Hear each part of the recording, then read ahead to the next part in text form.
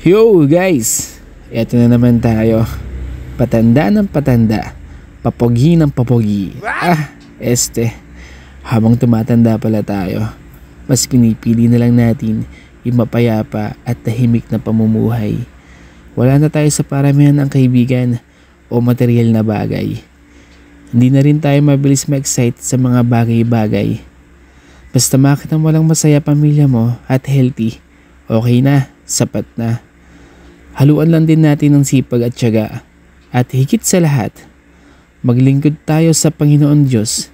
Doon pa lang panalo na tayo. At tandaan mo, pogi ka at maganda ka sa paningin ng ating Panginoon. Basta, think positive lang lagi.